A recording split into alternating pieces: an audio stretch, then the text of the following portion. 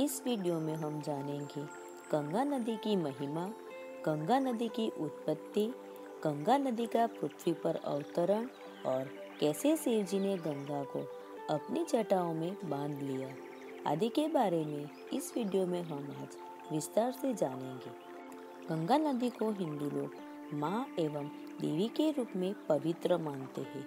हिंदुओं द्वारा देवी रूपी इस नदी की पूजा की जाती है क्योंकि उनका विश्वास है कि इसमें स्नान करने से सारे पाप धुल जाते हैं और जीवन मरण के चक्र से मुक्ति मिल जाती है। तीर्थयात्री गंगा के पानी में परिजनों की अस्थियों का विसर्जन करने के लिए एक लंबी दूरी की यात्रा करते हैं ताकि उनके प्रियजन सीधे स्वर्ग जा सके। हरिद्वार, इलाहाबाद और वाराणसी जैसे हिंदुओं के कई पवित्र स्थान गंगा नदी के तट पर स्थित है। गंगा नदी की उत्पत्ति के विषय में हिंदुओं में अनेक मान्यताएं हैं। एक मान्यता के अनुसार ब्रह्मा जी के कमंडल का जल गंगा नामक युवती के रूप में प्रकट हुआ था। एक अन्य वैष्णव कथा के अनुसार ब्रह्मा जी ने विष्णु जी के चरणों को आदर सहित धोया और उस जल को अपने कमंडल में एकत्र कर लिया। एक तीसरी मान्यता के अनुसार गंगा पर्वतों के राजा हिमवान और उनकी पत्नी मीना की पुत्री है। इस प्रकार वे देवी पार्वती की भी बहन है। प्रत्येक मान्यता में यह अवश्य आता है कि उनका पालन पोषण स्वर्ग में ब्रह्मा जी के संरक्षण में हुआ है। अब जानते हैं कैसे हुआ गंगा नदी का पृथ्वी पर अवतरण। कई वर्षों बाद सगर नामक एक राजा को जादुई रूप से 60,000 पुत्रों की प्राप्ति हुई। एक दिन राजा सगर ने अपने साम्राज्य की समृद्धि के लिए एक अनुष्ठान करवाया। एक अश्व उस अनुष्ठान का एक अभिन्न हिस्सा था जिसे इंद्र ने ईर्ष्यावश चुरा लिया। सगर ने उस अश्व की खोज के लिए अपने सभी पुत्रों को पृथ्वी के चारों तरफ भेज दिया।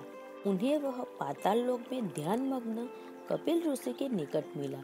यह मानते हुए कि उस अश्व को कपिल ऋषि द्वारा ही चुराया गया है, वे उनका अपमान करने लगे और उनकी तपस्या को भंग कर दिया।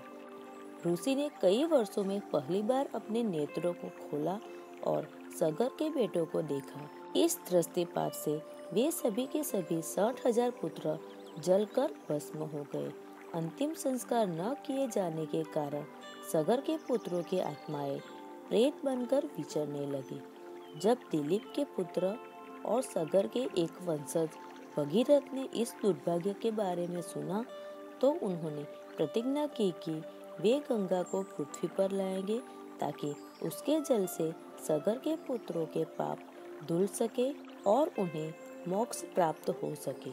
भगीरथ ने गंगा को पृथ्वी पर लाने के लिए ब्रह्मा जी की तपस्या की।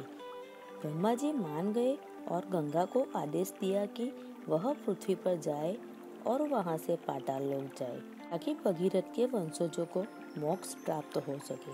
गंगा को यह काफी अपमानजनक लगा और उसने तय किया कि वह पूरे वेग के साथ स्वर्ग से पृथ्वी पर गिरेगी और उसे बहा ले जाएगी। तब भगीरथ ने घबराकर शिव जी से प्रार्थना की कि वे गंगा के वेग को कम कर दे। गंगा पूरे अहंकार के साथ शिव के सिर पर गिरने लगी, लेकिन शिव जी ने शांति पूर्वक उसे अपनी जटाओं में बांध लिया और केवल उसकी छोटी छोटी धाराओं को ही बाहर निकलने दिया। शिव जी का स्पर्श प्राप्त करने से गंगा और अधिक पवित्र हो गई। पाताल लोक की तरफ जाती हुई गंगा और पवित्र हो गई। पाताल लोक की तरफ जाते हुए गंगा ने पृथ्वी पर बहने के लिए एक अन्य धारा का निर्माण किया ताकि अभागे लोगों का उद्धार किया जा सके। गंगा एकमात्र ऐसी नदी है जो तीनों लोकों में बहती है, स्वर्गलोक, पृथ्वीलोक तथा पाताल लोक। इसलिए संस्कृत भाषा में उसे त्रिपथगा यानी तीनों लोगों में बहने वाली भी कहा जाता है।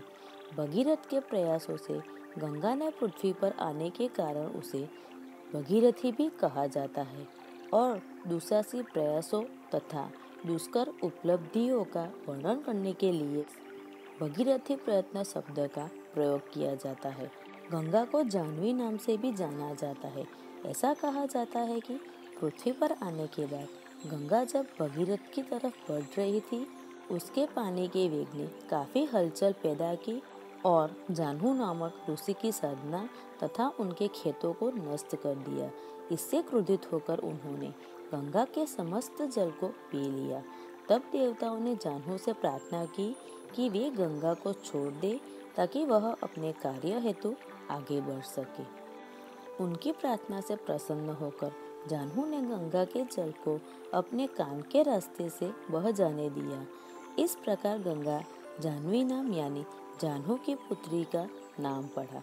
ऐसी मान्यता है कि सरस्वती नदी के समान ही कलयुग के अंत तक गंगा पूरी तरह से सूख जाएगी और उसके साथ ही यह युग भी समाप्त हो जाएगा। उसके बाद सतयुग का उदय होगा।